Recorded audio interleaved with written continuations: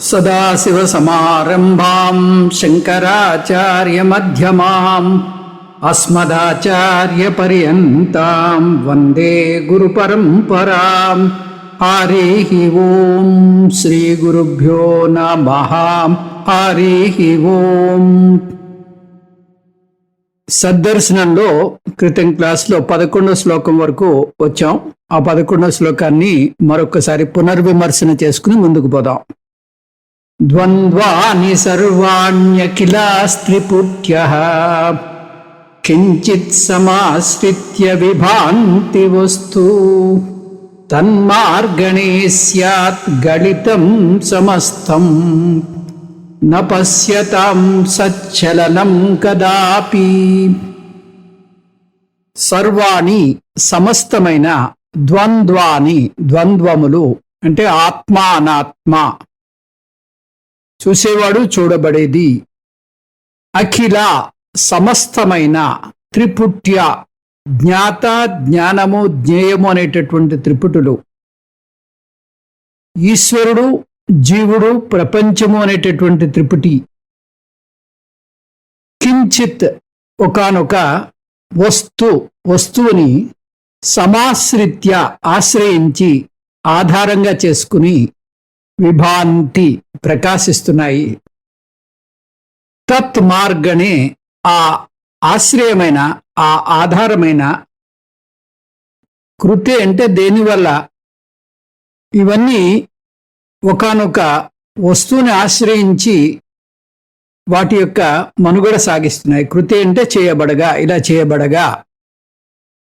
సమస్తం ఆత్మ అనాత్మ, జ్ఞాత జ్ఞానము జ్ఞేయము అనేటటువంటి త్రిపుటులు గళితం నశించాయి. గళితం స్యాత్ నశించాయి. సత్ అంతా నశింపగా మిగిలిన సత్య వస్తువు పశ్యత చూసువారికి కదాపి ఎప్పుడు చలనం చాంచల్యము నా లేదు. సమస్తమైనటువంటి ద్వంద్వములు ఆత్మ అనాత్మ, సమస్తమైన జ్ఞాతము జ్ఞేయము జ్ఞానము అనే త్రిపుటులు ఒకానొక వస్తువుని ఆశ్రయించి ప్రకాశిస్తున్నాయి. ఆశ్రయమైన సత్ అన్వేషణ చేయబడగా ఆత్మ అనాత్మ, జ్ఞాతము జ్ఞానము జ్ఞేయము అనేటటువంటి త్రిపుటులు నశిస్తాయి. అంతా నశింపగా మిగిలిన సత్య వస్తువు చూచువారికి ఇప్పుడు చాంచల్యము లేదు. అంతా నశింపగా ఆ మిగిలిన సత్య వస్తువును చూసే జ్ఞానికి ఎటువంటి చాంచల్యము లేదు. శ్లోకము చాలా చక్కగా వేదాంతాన్ని, అధ్యాస భాష్యాన్ని చాలా క్లుప్తంగా మనకు అందిస్తోంది. ఇందులో ఆత్మ విచారము అంటే ఏమిటో వివరిస్తున్నారు రమణ మహర్షి. ఆత్మ విచారాన్ని ఇక్కడ అహంకార విచారం అంటున్నాం. నిజానికి అహంకార అధిష్టానభూత ఆత్మ విచారం అని చెప్పాలి. అంత పెద్ద పేరు చెప్పకుండా ఆత్మ విచారం లేదా అహంకార విచారం అంటున్నాం. రెండు ఒకటే. ఆత్మని మనం అన్వేషించడం, ఆత్మ గురించి తెలుసుకోవడం, అహంకారం యొక్క అధిష్టానం ఏమిటో తెలుసుకోవడం, ఇది ఆత్మ విచారం. ఇది ఆత్మ జ్ఞానానికి దారితీస్తుంది. ఈ ఆత్మ జ్ఞానం ఆత్మ అజ్ఞాన నిర్మూలనకి దారితీస్తుంది. ఆత్మ అజ్ఞాన నిర్మూలన ఎప్పుడైతే అయిందో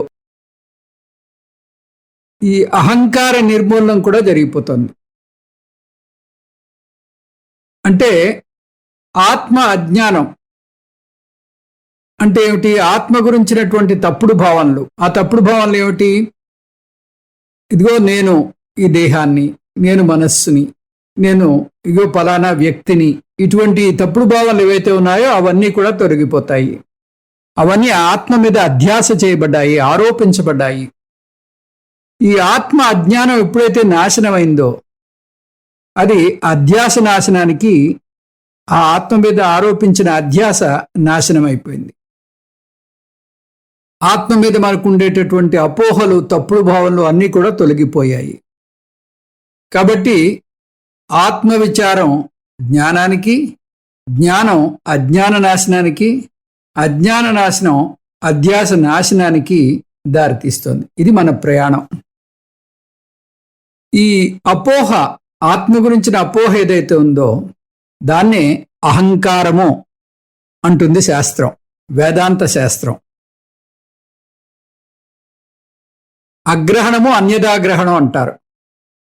అంటే నేను ఆత్మని అని తెలుసుకోకపోవడం, నేను ఆ సచ్చిదానంద పరమాత్మను అని తెలుసుకోకపోవడం, తెలుసుకోకపోతే పర్వాలా, నేను ఏది కాదో అది నేను అనుకోవడం, అది అన్యదాగ్రహణం. నేను ఆత్మను అని తెలుసుకోకపోవడం అగ్రహణము. నేను శరీరాన్ని, నేను బుద్ధిని, నేను మనస్సును అనుకోవడం అన్యదాగ్రహణం. ఈ రకమైనటువంటి అన్యదాగ్రహణం, ఒక తప్పుడు భావన దేనివల్ల వస్తుంది? నా సత్యమైనటువంటి స్వరూపం తెలియని అజ్ఞానం చేత ఏర్పడుతుంది. అందుకని అజ్ఞానమైనటువంటి నేను, అదే అహంకారము. సరైనటువంటి నేను, అదే ఆత్మ. అందుకని ఆత్మ విచారం అది ఆత్మజ్ఞానానికి దారితీస్తుంది. ఆత్మజ్ఞానం అజ్ఞాన నాశనానికి దారితీస్తుంది. అజ్ఞాన నాశనం ఎప్పుడైతే జరిగిందో ఈ అధ్యాస నాశనం కూడా జరిగింది. అధ్యాసనే ఇక్కడ రమణ మహర్షి అహంకారము అంటున్నారు. అందుకని అధ్యాస నాశనము అంటే అహంకార నాశనము. అందుకని ఆత్మ విచారంలో మనకి కలిగేటటువంటి ప్రయోజనం, మిథ్యా అహంకారం ఏదైతే ఉందో ఆ మిథ్యా అహంకారం పూర్తిగా మటుమాయమైపోతుంది. ఈ అహంకారం ఎప్పుడైతే నిర్మూలనమైందో ఆత్మ విచారం వల్ల, అధిష్టానమైనటువంటి ఆత్మ అది మనకు తెలుస్తుంది. ఇది గుర్తుపెట్టుకోవడానికి గౌడపాదులు తన మాండూక్య కారికల్లో ఈ రజ్జు సర్ప భ్రాంతిని మనకి చెప్తారు. ఆ రజ్జు గురించినటువంటి అజ్ఞానమే మనకి అక్కడ పామును చూపిస్తూ ఉంటుంది. అంటే అది పాము దేనివల్ల ఏర్పడింది? ఆ రజ్జుని సరిగ్గా తెలుసుకోకపోవడం వల్ల. ఈ పాముకి అధిష్టానము రజ్జు, తాడు. ఈ మిథ్యా పాముకి సత్యమైనటువంటి ఆ తాడే అధిష్టానము. దీన్ని నేను ఎలా సాధిస్తాను? ఈ పాముల గురించినటువంటి అన్వేషణ చేసినట్టయితే నాకు సమాధానం దొరకదు, ఇంకా భయం పెరిగిపోతుంది. అందుకని ఆ పాముకి అధిష్టానమైనటువంటి తాడు గురించి నేను ఆలోచించాలి. ఎప్పుడైతే ఆ తాడు గురించి ఆలోచించానో ఆ పాము మాయమైపోతుంది. అది నిజానికి తాడే. పామని నాకు భ్రమింపజేస్తోంది. ఈ పాక్షికంగా ఇక్కడ వెలుతురు పడడం వల్ల ఇది పాము అనేటటువంటి ఒక భ్రాంతి కలుగుతోంది అని తేలిపోతుంది. ఇప్పుడు ఈ తాడు బదులుగా ఆత్మని తీసుకుందాం, పాముకు బదులుగా అహంకారాన్ని తీసుకుందాం. ఆత్మ విచారం వల్ల ఆత్మ అజ్ఞానం పోతుంది.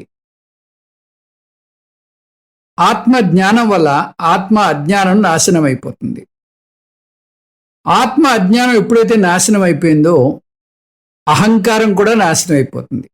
ఎప్పుడైతే అహంకారం నాశనం అయిపోయిందో మనకి ఇక్కడ ఉన్నటువంటి ద్వంద్వాలన్నీ కూడా మాయమైపోతాయి. ఈ త్రిపుటులన్నీ కూడా మాయమైపోతాయి. అహంకారమే వాటన్నిటికీ పునాది. ఎప్పుడైతే అహంకారం నాశనమైందో ద్వంద్వము లేదు, త్రిపుటి లేదు. ద్వంద్వం అంటే సబ్జెక్ట్ ఆబ్జెక్టు, లేదా ఆత్మ అనాత్మ, ప్రమాత ప్రమేయము. అఖిల త్రిపుట్య అంటే త్రిపుటులు. త్రిపుట్లు అంటే ఏమిటి? జ్ఞాత, జ్ఞానము, జ్ఞేయము. ఇది త్రిపుటి. అట్లాగే ప్రమాత, ప్రమేయము, ప్రమాణము. ఈ విధంగా త్రిపుటులు కనిపిస్తున్నాయి, ఇక్కడ ద్వంద్వంగా కనిపిస్తోంది అంతా. ఇవన్నీ కూడా మాయమైపోతాయి. సత్యమైనటువంటి ఆ సత్ ఒకటే మనకి కనిపిస్తుంది. ఇవన్నీ భ్రాంతిజన్యంగా ఏర్పడినటువంటి విషయము. అందుకని ఆత్మ అన్వేషణ ఎప్పుడైతే కొనసాగిందో, అఖిలా త్రిపుట్య అంటున్నారు. ఈ త్రిపుటిలో జీవుడు, జగత్తు, ప్రపంచము ఇవన్నీ కూడా సమాశ్రిత్య విభాంతి. ఇవన్నీ ఆ అధిష్టానమైనటువంటి ఆత్మని ఆశ్రయించుకుని వాటి మనుగడ సాగిస్తున్నాయి. ఈ కలలో ఉండేటటువంటి విషయాలు ఏ విధంగా భ్రాంతిజన్యమో, ఎప్పుడైతే ఆ జాగ్రత్తావస్థలోకి ఆ వ్యక్తి వస్తాడో ఇవన్నీ తేలిపోతాయో, కలగా తేలిపోతాయో, అదేవిధంగా ఇక్కడ ఈ తాడు మీద పాము ఆరోపింపబడింది. అవి మిథ్యా వస్తువులు కాబట్టి వాటికి అధిష్టానం కావాలి, సత్యమైనటువంటి అధిష్టానం కావాలి. ఒక కల్పితమైనటువంటి కలకి అధిష్టానమైనటువంటి జాగ్రత్త పురుషుడు కావాలి. కల్పితమైనటువంటి ఆ ఎండమావులకి అధిష్టానమైనటువంటి ఆ ఎడారి మట్టి కావాలి. అదేవిధంగా కల్పితమైనటువంటి పాముకి అధిష్టానమైనటువంటి తాడు కావాలి. ఈ కల్పితమైనటువంటి ద్వంద్వాలకి, కల్పితమైనటువంటి త్రిపుటికి సమాశ్రిత్య అవన్నీ కూడా అధిష్టానం మీద ఆధారపడి ఉన్నాయి. ఎటువంటి అధిష్టానము? కించిత్ వస్తు. వస్తు అంటే సత్యమైనటువంటి ఆత్మ వస్తువు, దాని మీదే ఇవన్నీ ఆధారపడి ఉన్నాయి. కాబట్టి ఈ త్రిపుటి ఆత్మవస్తువు మీద, కించిత్ అంటే ఆత్మవస్తువు మీద, సత్యమైనటువంటి ఆత్మవస్తువు మీద ఆధారపడి ఉన్నాయి. ఆశ్రిత్య, ఆశ్రిత్య అంటే దాని మీద ఆధారపడి ఉన్నాయి. విభాంతి, విభాంతి అంటే ఇవన్నీ ఈ మిథ్యా వస్తువులన్నీ, ఈ ద్వంద్వము, త్రిపుటి ఇదంతా కూడా భ్రాంతిజన్యంగా అవి ప్రకాశిస్తున్నాయి. ఎలాగా ఆ కళ ఏర్పడిందో అదే మాదిరిగా ఇక్కడ విభాంతి అంటున్నారు. విభాంతి అంటే ఈ సత్య వస్తువు మీద అధ్యారోపం చేయబడి ఇవి ప్రకాశిస్తున్నాయి. కాబట్టి మన విచారణ మిథ్యా వస్తువైనటువంటి పాము మీద కాకుండా సత్య వస్తువైనటువంటి తాడు మీద ఉండాలి, అధిష్టానం మీద ఉండాలి తప్పితే అహంకారం మీద కాదు. మన యొక్క ఈ అటాక్ అంతా కూడా అహంకారం నాశనం అవడానికి చూడాలి, అంతేగాని అధిష్టానాన్ని నాశనం చేయకూడదు. అధిష్టానాన్ని నాశనం చేయలేం కూడా. మనం ఈ కళని కలగా తోసిపుచ్చడానికి ఏం చేయాలి? ఏమి చేయకల, నిద్రలోంచి లేవడమే, అంటే అధిష్టానంలోకి లేవడమే. ఎప్పుడైతే ఆ అధిష్టాన జ్ఞానం ఏర్పడిందో ఈ కల్పితమైనటువంటి కల కాస్త కరిగిపోయింది. అదే మాదిరిగా తన్మార్గణి అంటారు. తత్ అంటే అధిష్టాన ఆత్మవస్తు, ఆ అధిష్టానమైనటువంటి ఆ సత్యవస్తువు అనేటువంటి ఆత్మ, అది వీటికి ఆధారంగా ఉంది అని తెలుసుకోవాలి. ఈ ద్వంద్వాలు, త్రిపుటి ఇవన్నీ కూడా అధిష్టానమైనటువంటి ఆత్మ మీద ఆధారపడి ఉంది. ఆత్మ వస్తువుని ఎప్పుడైతే అన్వేషించామో అప్పుడు ఈ ద్వంద్వము లేదు, త్రిపుటి లేదు. తత్ మార్గణే, ఆ రకమైనటువంటి అన్వేషణ, ఆ ఆత్మవస్తువు అధిష్టానం యొక్క అన్వేషణ ఎప్పుడైతే చేసామో అధిష్టాన విచారః ఏవా సమస్తం గళితం స్యాత్. సమస్తం గళితం స్యాత్ అంటే అన్నీ కూడా పూర్తిగా గతించిపోయాయి, అన్నీ కూడా పూర్తిగా నాశనమైపోయాయి. మనం ఆ కళ పోవడానికి ఇంకే పని చేయకల, ఆ కళ నాశనం చేయకల, ఒక్కసారి లేవడమే నిద్రలోంచి. అదే మాదిరిగా ఈ సత్యంలోకి ఎప్పుడైతే, ఆ సత్యమైనటువంటి ఆ జ్ఞానంలోకి ఎప్పుడైతే మీరు, ఆ నిష్ఠలోకి ఎప్పుడైతే పూర్తిగా స్థిరపడ్డారో ఆటోమేటిక్గా అలవోకగా మీకు ద్వంద్వము, త్రిపుటి అన్నీ కూడా మీకు ఆ భావనలో పూర్తిగా తొలగిపోతాయి. అవి సత్యం అనేటటువంటి భావన ఇంకా ఉండదు. ఇది ఈ శ్లోకం యొక్క ముఖ్య ఉద్దేశం. సమస్తం అంటే ఇక్కడ ఉండేటటువంటి ఈ భ్రాంతిజన్యమైనటువంటి విషయాలన్నీ కూడా నశించిపోతాయి. గళితం అంటే అన్నీ కూడా నశించిపోతాయి. అలా నశించిపోతే ఇంకా మనకి మిగిలేదేమిటి? ఆ సచ్చిదానందమైనటువంటి ఆత్మ మాత్రమే మిగులుతుంది. ఆ శేషించింది ఏదైతే ఉందో అది సచ్చిదానందమైనటువంటి ఆత్మ, అదే సత్. అహంకారం ఎప్పుడైతే నశించిపోయిందో నా స్వరూపమైనటువంటి అహం మాత్రమే మిగిలి ఉంటుంది. ఈ అహంకారాన్ని మనం ఉంచుకున్నంతసేపు ఆ భయం అనేది కొనసాగుతూనే ఉంటుంది. ఈ అహంకారం అనేది చాలా వస్తువుల మీద అది ఆధారపడి ఉంటుంది. అది ఇక్కడ ఉండేటటువంటి ఈ శాంతి, భద్రత, ఆనందం మీద ఆధారపడి ఉంటుంది ఈ అహంకారం అనేది. కానీ ఎప్పుడైతే నా నిజస్థితిని తెలుసుకున్నానో, శాంతి, భద్రత, ఆనందం ఈ బాహ్యంగా లేదు, అది నా యొక్క స్వరూపము అని తెలిసిందో, అప్పుడు ఇంకా నాకు ఈ బాహ్యమైనటువంటి విషయాలతో పని లేదు.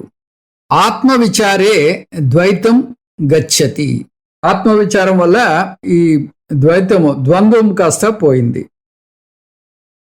ఆత్మ అధిష్టానమైనటువంటి ఆత్మను అన్వేషింపగా, అధిష్టానమైనటువంటి ఆత్మను ఎప్పుడైతే అన్వేషించామో అప్పుడు ఈ ద్వైతం కాస్త, ఈ ద్వంద్వం కాస్త, ఈ త్రిపుటి కాస్త గళితం అంటే నశించిపోయింది. ఇది నశించిపోవడానికి ఏం చేయాలి?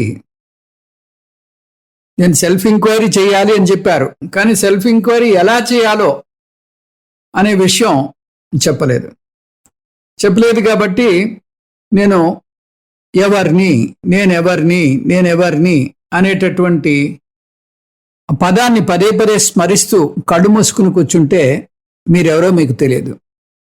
ఏదైనా ఒక వస్తువు మీకు తెలియాలి అంటే ఆ వస్తువు గురించిన స్మరణ మాత్రం వల్ల, ఆ వస్తువుని స్మరించినంత మాత్రం వల్ల ఆ వస్తువు యొక్క జ్ఞానం మనకి కలగదు. ఇది మనకి అనుభవంలో జరుగుతూనే ఉంటుంది.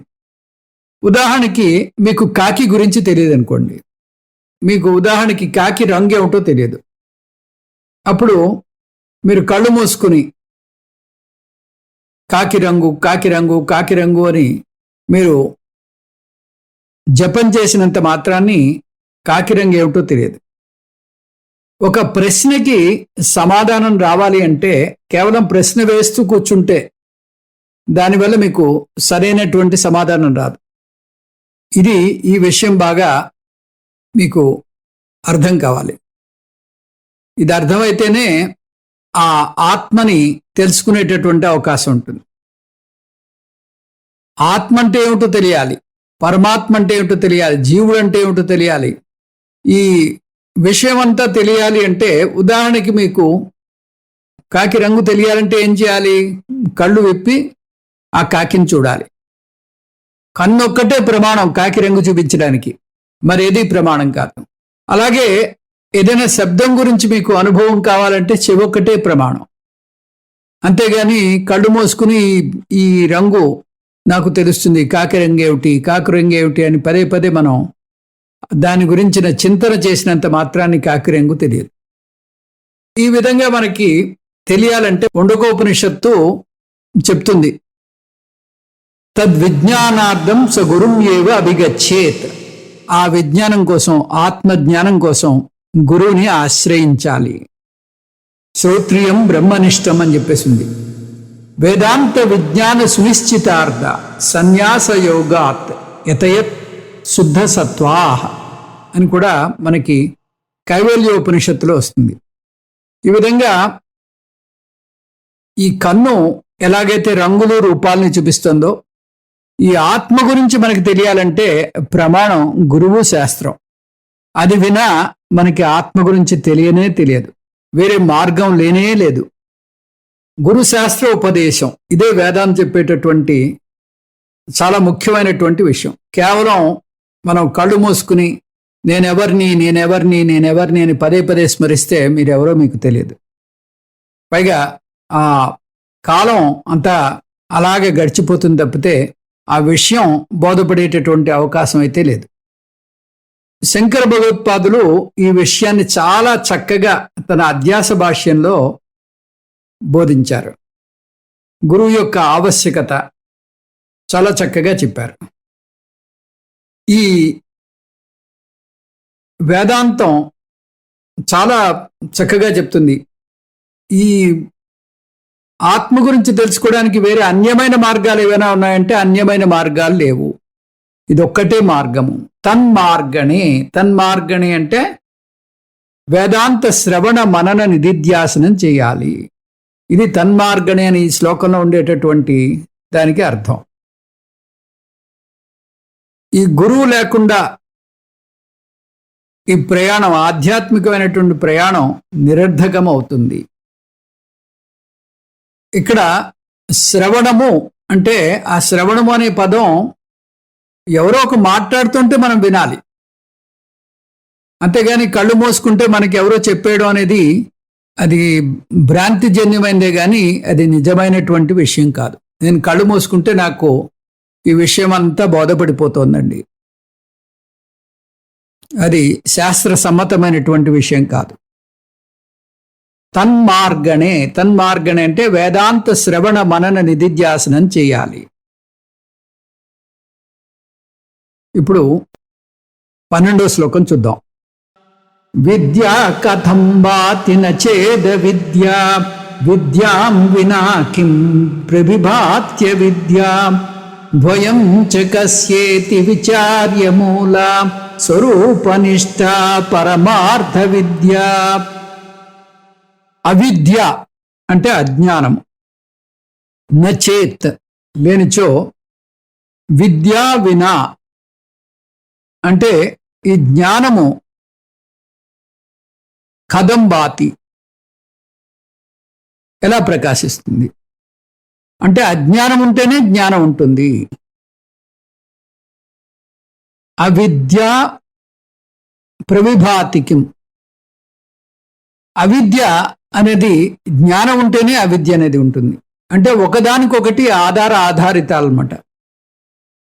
ఒకటి ఉంటేనే రెండోది ఉంటుంది. విద్య ఉంటే అవిద్య ఉంటుంది, అవిద్య ఉంటే విద్య ఉంటుంది. కాబట్టి విద్య ప్రకాశించాలి అంటే అవిద్య ఉండాలి, అవిద్య ప్రకాశించాలంటే విద్య ఉండాలి. ఈ రెండు, జ్ఞానము అజ్ఞానము రెండు, కస్య ఎవనికి, ఇతి విచార్య ఎవరికి అని విచారించి, రెండిటికి మూలమైనటువంటి మూల స్వరూపనిష్ట, జ్ఞాన అజ్ఞానాలకి మూలమైనటువంటి సత్, ఈ రెండిటికి ఆధారమైనటువంటి సత్, అదే పరమార్థ విద్య, అదే యథార్థ జ్ఞానము. అంటే విద్య మనకి పరమార్థం కాదు, అవిద్య పరమార్థం కాదు. ఈ విద్యకి అవిద్యకి మూలమైనది ఆ సత్ ఏదైతే ఉందో అదే అసలైనటువంటి యథార్థమైనటువంటి జ్ఞానము అని రమణ మహర్షి ఈ శ్లోకంలో చెప్తున్నారు. అజ్ఞానం లేకపోతే జ్ఞానం ఎలా ప్రకాశిస్తుంది? జ్ఞానం లేకుండా అజ్ఞానం ప్రకాశిస్తుందా? జ్ఞానము అజ్ఞానము రెండు ఎవరికి అని విచారించి జ్ఞాన అజ్ఞానాల మూలమైనటువంటి సత్తుకి వెళ్ళాలి. అదే యథార్థ జ్ఞానము అంటున్నారు రమణ మహర్షులు. ఇందులో ఒక చిన్న ప్రమాదం ఉంది. జ్ఞాన అజ్ఞానాలకి మూలమైనటువంటి సత్ అదే యథార్థ జ్ఞానం అంటే నాకు జ్ఞానం అవసరం లేదండి, ఇందులోనే వచ్చేసింది. జ్ఞానం అవసరం లేదు, అజ్ఞానం అవసరం లేదు. నేనెవరిని అంటూ కూర్చుంటే నాకు ఆ విషయం బోధపడిపోతుంది. అదే యథార్థ జ్ఞానం కూడా చెప్పారు అంటూ దీన్ని తప్పుగా అర్థం చేసుకునేటటువంటి అవకాశం ఉంటుంది. ఇది మన వేదాంతంలో కూడా వచ్చింది. ఇది ఆ వేదాంతంలో వచ్చినటువంటి సరైన అర్థం ఏమిటో చూద్దాం. జ్ఞానం ఎప్పుడు అవసరం లేదో చూద్దాం. ఇది కొంచెం మీరు జాగ్రత్తగా దీన్ని అందుకోవాలి. లేదంటే జ్ఞానం అవసరం లేదు, అజ్ఞానం అవసరం లేదు, ఆ నేను ఏదో తెలుసుకుంటే చాలు. ఆ నేను తెలుసుకోవడానికి జ్ఞానం కావాలి. అది తెలుసుకున్న తర్వాత వదిలేయచ్చు. ఆ విషయం ఏమిటో మనకి ఈ శ్లోకంలో మనకి అర్థమవుతుంది. అది చూద్దాం. ఇంతకుముందు శ్లోకంలో ఆ ద్వంద్వాల గురించి చెప్పారు. ఆ ద్వంద్వాలకి త్రిపుటికి అతీతంగా ఉన్నటువంటి ఆ సత్తుని మనం అన్వేషించాలి. అది ఎప్పుడైతే అన్వేషించామో ఆ ద్వంద్వము త్రిపుటి అన్నీ కూడా మనకి లేవంటే మాయమైపోవు. అవి సత్యదృష్టితో చూస్తే మనకి లేవు, వ్యవహారపరంగా ఉంటాయి. ఇప్పుడు ఈ జ్ఞానం అనేది అవసరం. జ్ఞానం ఒక్కటే దీనికి పరిష్కారం. అది ఒకటే పరిష్కారం తప్ప మరొక అన్యమైనటువంటి మార్గము లేదు.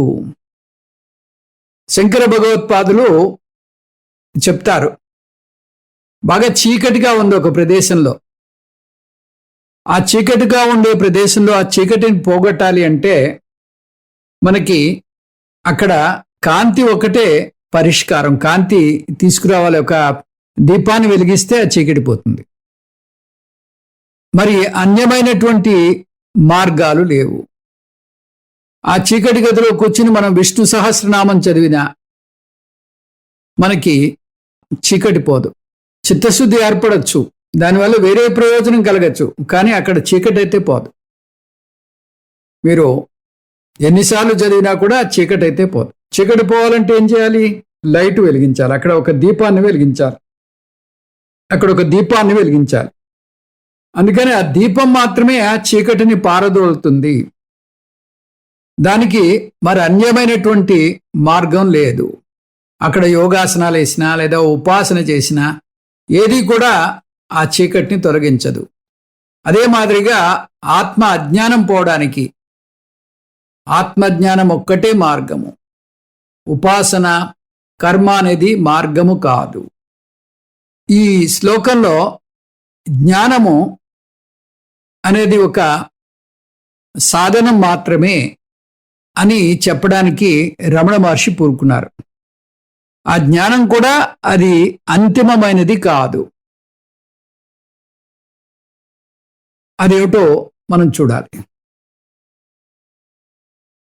ఈ జ్ఞానం ఎప్పుడైతే వచ్చిందో, నేను ఆత్మను, నేను ఆ సచ్చిదానంద పరమాత్మను, ఆ సత్ మాత్రమే ఉంది, అదే నా స్వరూపము, నేను సత్ చిత్ ఆనంద స్వరూపిణి అని మనం ఈ శాస్త్రపరంగా శ్రవణము మననము నిధిధ్యాసనం చేసుకుని ఎప్పుడైతే తెలుసుకున్నామో, ఆ నిష్టలో ఉన్నామో, ఇంకా జ్ఞానం అవసరం లేదు.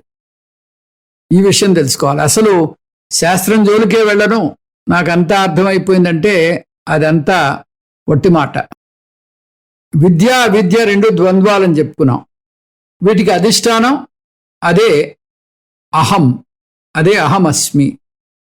ఈ ద్వంద్వ అధిష్టానాల అహము అదే నేను. అంటే ఇక్కడ శంకర భగవత్పాదులు ఏమంటారంటే, ఈ జ్ఞానం ఎప్పుడైతే ఆ పూర్తిగా నిష్టలో మారిందో, ఆ నిష్ట ఏర్పడిన తర్వాత ఇంకా మనకి ఆ జ్ఞానము అవసరం లేదు. మనీషా పంచకంలో చెప్పారు, ఇది చాలా చక్కటి వాక్యం. అహం బ్రహ్మైవ న బ్రహ్మవేత్, నేను బ్రహ్మనే, బ్రహ్మజ్ఞానిని కాదు అంటున్నారు. ఆ జ్ఞాని చుట్టూ ఉండేటటువంటి లోకం ఆయన్ని చూసి జ్ఞాని అంటుంది. జ్ఞానికి తెలుసు తను జ్ఞాని కాదు అని. మరి జ్ఞాని కాదు అంటే అజ్ఞాని కూడా కాదు. తను జ్ఞాని కాదు, అజ్ఞాని కాదు. ఈ జ్ఞాని అజ్ఞాని అనే పదాలు ఇది వ్యవహారిక సత్యానికి చెందినవి, పారమార్థిక సత్యానికి చెందినవి కావు.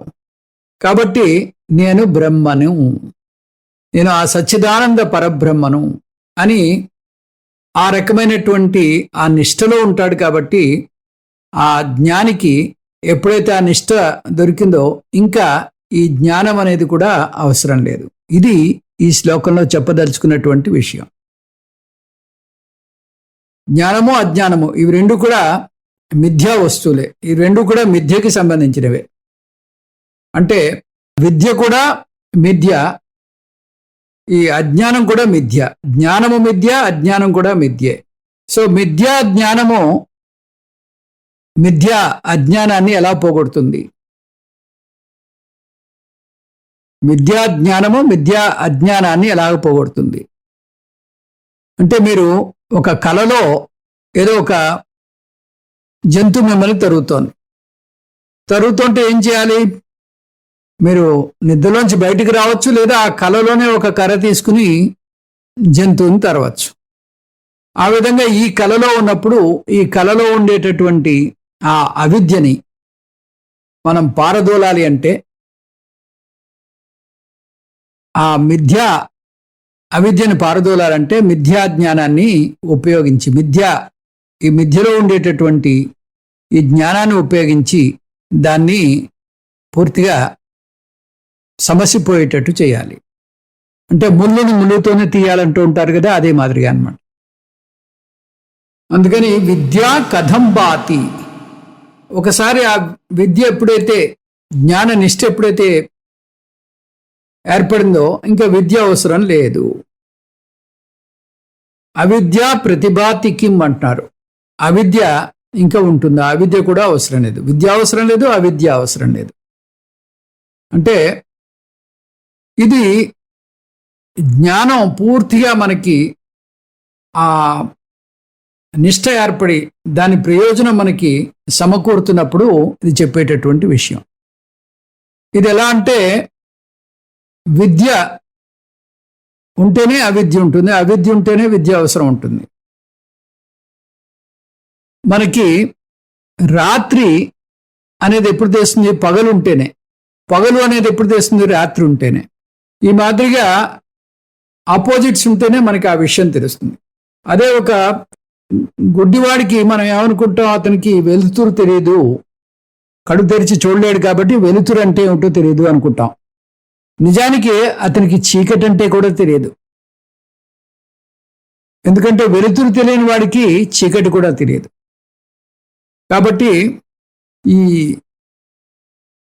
విషయాలు విద్యాం వినా అవిద్య ప్రతిభాతికిం, విద్య లేకపోతే అవిద్య ఎట్లా ప్రకాశిస్తుంది? కాబట్టి ద్వయం చ కస్య ఇది విచార్య, ఈ రెండిటికి మూలమేదుంది, ఈ ద్వంద్వానికి మూలమేదుంది అనేటటువంటి విషయాన్ని గురు ముఖత విచారణ చేయాలి. ఆ గురువు ద్వారా మీరు తెలుసుకున్నట్టయితే విషయం బోధపడుతుంది. అయితే ఈ జ్ఞానం అనేది నేను బ్రహ్మను, నేను ఆ సచ్చిదానంద పరమాత్మను, ఈ జ్ఞానంలో నెలకొని ఉండడం అంటూ ఉంటాం, జ్ఞాన నిష్ఠ అంటూ ఉంటాం. జ్ఞాన నిష్ఠ అంటే ఏమిటి? ఆ విషయాన్ని మర్చిపోకుండా మీకు అది ఎప్పుడు అవసరమో అప్పుడు అందుబాటులో ఉండాలి. అది కూడా ప్రయత్నం లేకుండా మీకు అందుబాటులో ఉండాలి.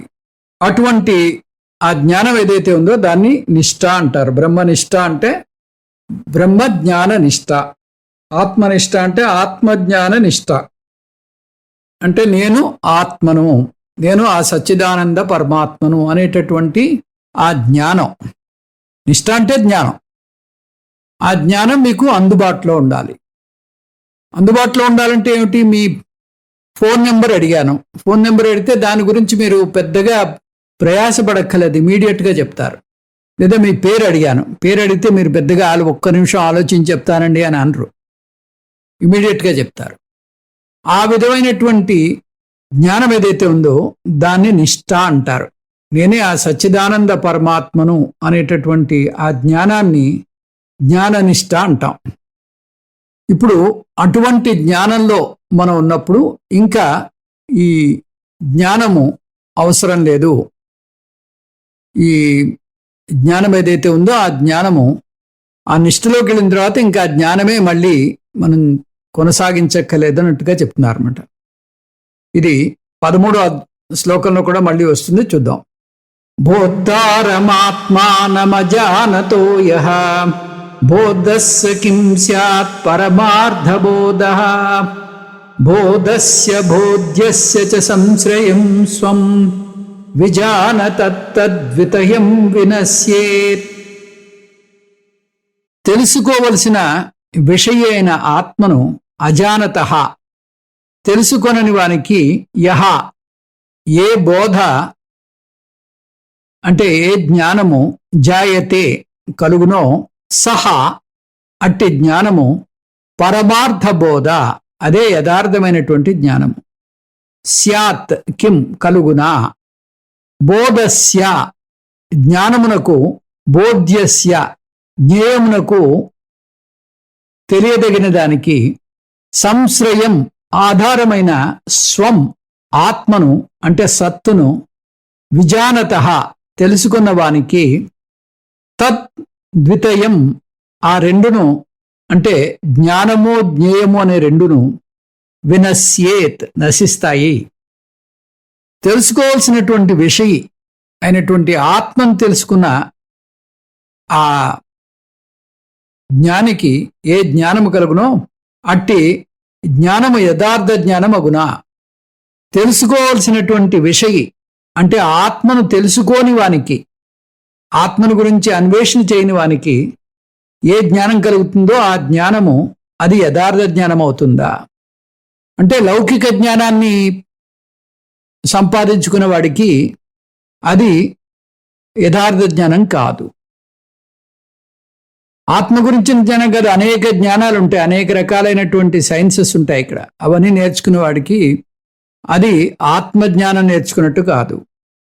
జ్ఞానమునకు జ్ఞేయమునకు తెలియదగిన దానికి ఆధారమైన ఆత్మను లేదా సత్తును తెలుసుకున్న వానికి ఈ రెండు, జ్ఞానము జ్ఞేయము రెండు కూడా నశిస్తాయి. ఇంతకుముందు చెప్పారు, ఎప్పుడైతే మనకి ఆ జ్ఞాన నిష్ట వచ్చిందో, నిష్ట వస్తే ఇంకా జ్ఞానం అవసరం లేదు అని. అది ఎలాగంటే, మనకి ఈ అజ్ఞాన నిర్మూలన కోసం ఆత్మజ్ఞానాన్ని గురువు ద్వారా, శాస్త్రం ద్వారా పొందుతాం. పొంది అప్పుడు ఆ జ్ఞానం పూర్తిగా మనకి ఆ సుప్త చేతనంలోకి వెళ్ళింది.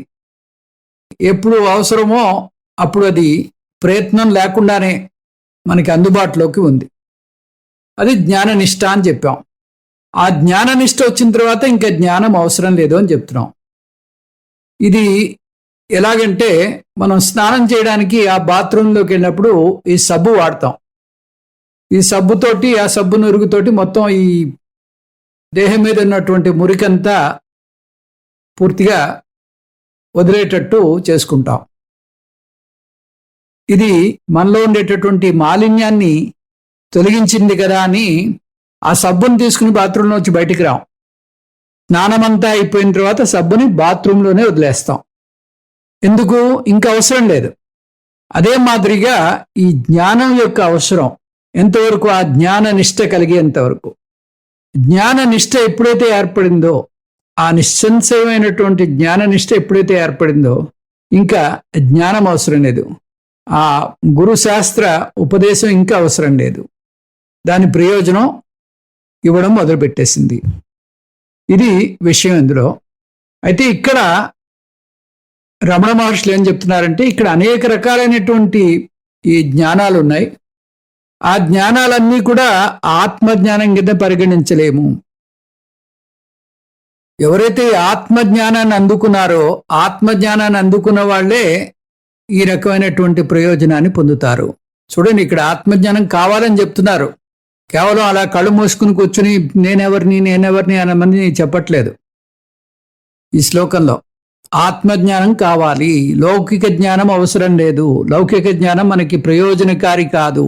ఈ ఆత్మ విషయంలో లౌకికంగా పనికొస్తుంది, కానీ ఆత్మ విషయంలో అది పనికిరాదు.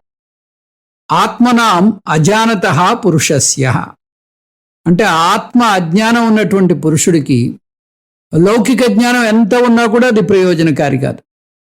సనత్ కుమారుడి దగ్గరికి నారదుడు వెళ్తాడు. నాకు ఈ జ్ఞానాన్ని బోధించు, జ్ఞానం బోధిస్తే శోకం తరతి అని చెప్పారు, ఈ శోకం పోతుందని చెప్పారు, అది నేర్పు అని కోరతాడు. కోరితే ఆ సనత్ కుమారుడు అడుగుతాడు, ఏమేమి వచ్చో చెప్పంటే, ఆయన తనకున్నటువంటి ఆ నాలెడ్జ్ అంతా కూడా మొత్తం చెప్తాడు. అది 3-4 పేజీలు వస్తుంది. నాకు ఈ విద్య వచ్చు, ఆ విద్య వచ్చు అని మొత్తం ఆ లిస్ట్ అంతా చదువుతాడు.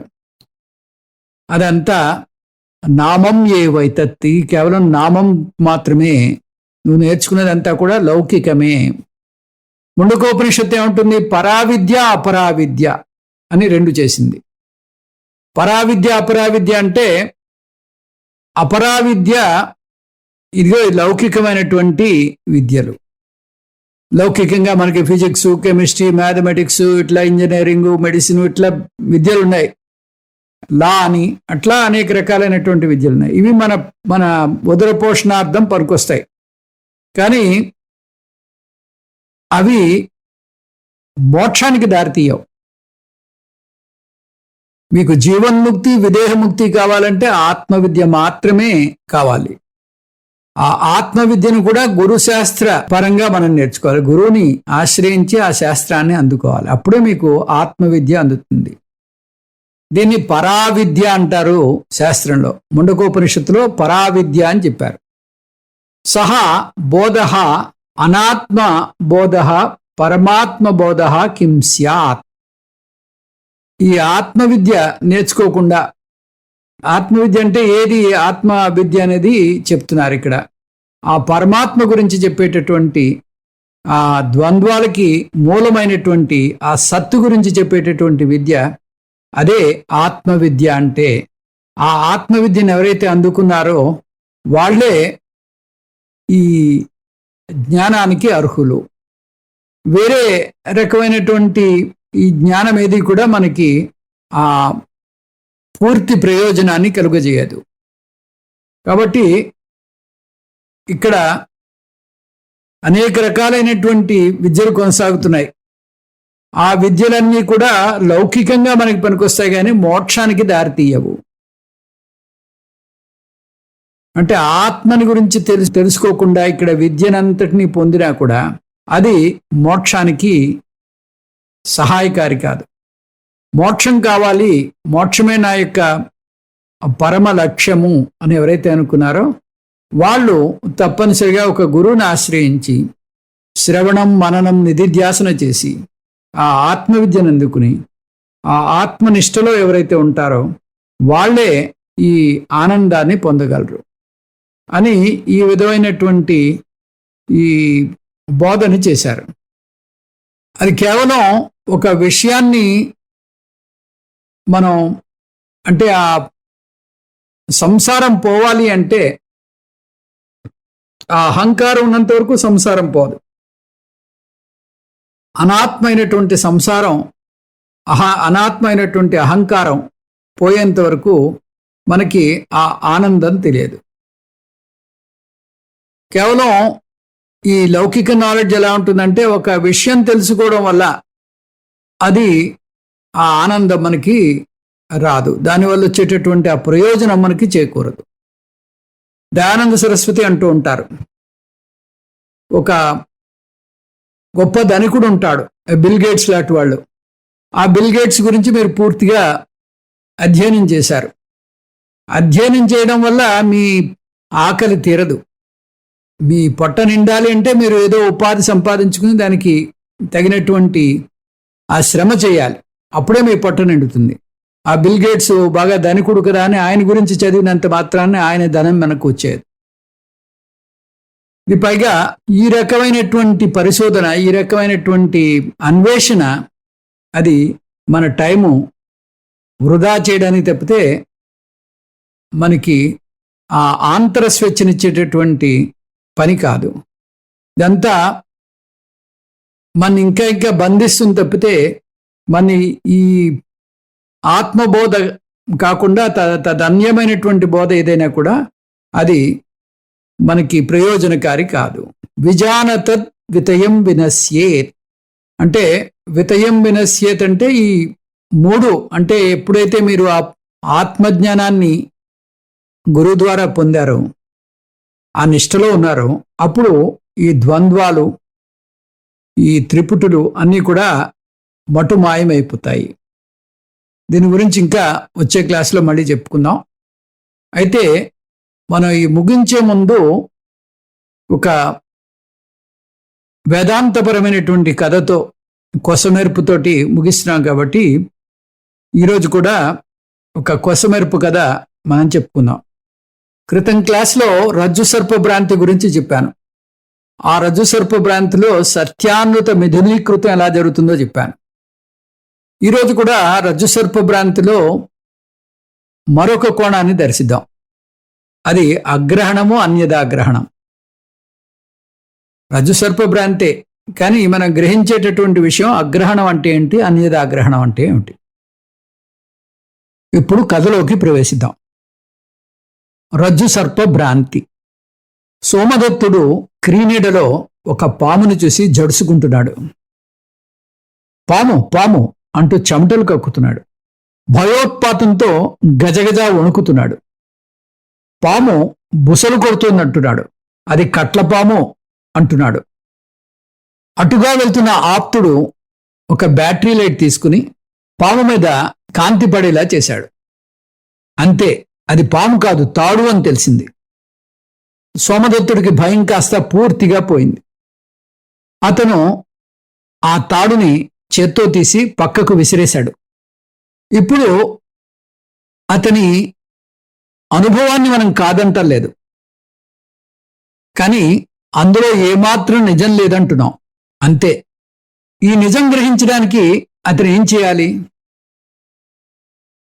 పామును పారదోలడానికి కర్రతో అదిలించాలా? పాము మంత్రం వెయ్యాలా? పాముని పట్టేవాడిని పిలవాలా? ఏం చేస్తే పాము పోయింది? కాంతి పడగానే పాము పోయింది. పాము మాయమైంది. పాము ఎక్కడికి పోయింది? అసలు పాము ఉంటేగా పోవడానికి. పాము నిజంగా లేదు. అక్కడ నిజంగా ఉన్నది తాడు మాత్రమే. సోమదత్తుడు గతంలో అనేక సందర్భాల్లో పామును చూశాడు. పాము గురించి అనేక కథలు విన్నాడు. తాడును చూడగానే పామనుకుని లేని భయాన్ని, కొని తెచ్చుకున్న భయాన్ని, అనవసరమైన భయాన్ని పొందాడు.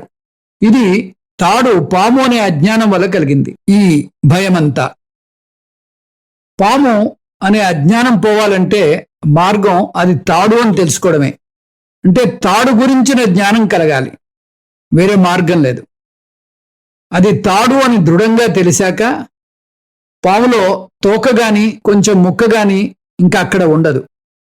లేదు, నాకింకా కూరలు కనిపిస్తున్నాయి, ఇంకా తోక కనిపిస్తోంది అన్నాడా, అతన్ని డాక్టర్కి చూపించాల్సిందే. తాడు పాముగా చూడడం వల్ల 2 పొరపాట్లు జరుగుతున్నాయి అంటోంది శాస్త్రం. మొదటిది, తాడుని తాడుగా తెలుసుకోకపోవడం. దీన్ని అగ్రహణము అంటారు. దీంతో సరిపెట్టడం లేదు. తాడుని మరొకటిగా భావిస్తున్నాడు. తాడుని పామంటున్నాడు, పామనుకుంటున్నాడు. దీన్ని అన్యథాగ్రహణం అంటారు శాస్త్రంలో.